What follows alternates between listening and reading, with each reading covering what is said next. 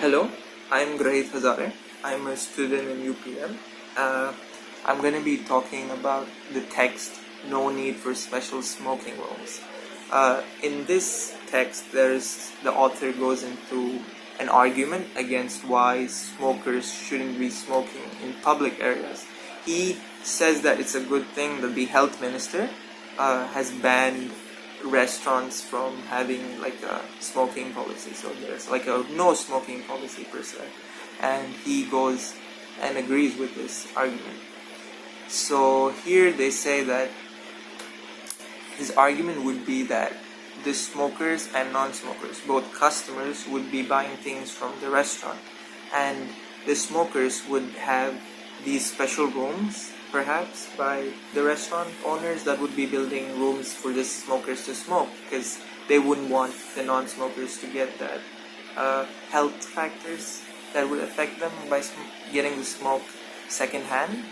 And I would say that is a good idea, but the argument given by the author here would be that the expense at which that special room is going to be built is going to be provided by both parties, which is kind of a weak argument in my eyes, because I would say that smoking in the own room would be much better, of course, like we all agree on that, I would say, but the expense would be at someone else. That is not, because there are so many expenses being handled by the restaurant for different people. Like some people would just order more drinks, let's say, and maybe the restaurant has more drinks, or you might be paying for that slightly because you would be benefiting the restaurant to uphold their drinking supply or something, and that argument would be pretty weak in my eyes.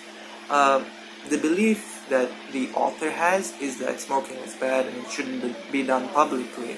I would show that the evidence for this would be that here he clearly wrote that will the customers, both smokers and non-smokers, be paying more for their food because of the cost of building and maintaining these special rooms? Or will it be the smoking customers only be charged more for their food for using the special rooms? After all, it wouldn't be fair for the cost to be borne by the non-smoking customers too.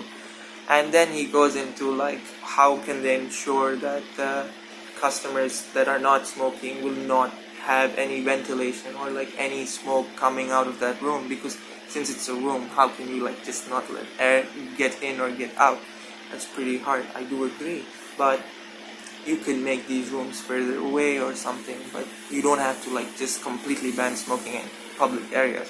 Smoking is such a bad habit, I would say, but it's still a habit. People do have it.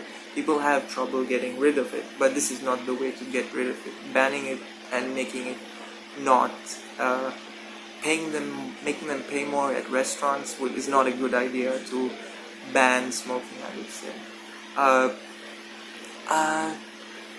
Maybe rich people, they can legit afford this and this would not affect them, because why would they be bothered by paying a bit extra? This would probably affect the middle class or the lower class, where if there's segregation between like smokers paying more and non-smokers paying less, this would of course cause like a small difference in their ways of smoking.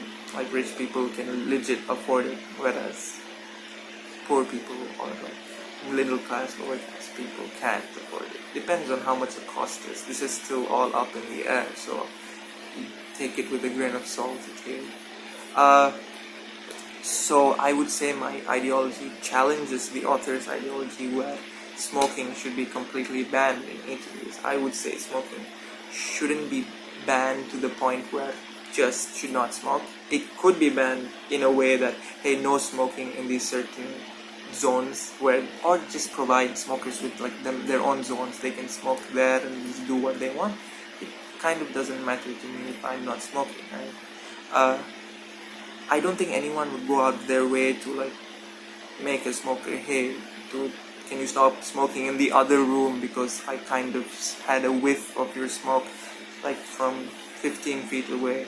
That's pretty weird in my opinion, and I would like to say that that's the end of my argument. and I hope you kind of learned both my perspective and the author's perspective, and I hope that this ideology, my ideology, gets more votes, or like people agree with it more. And I guess thank you for listening to my rant, and goodbye.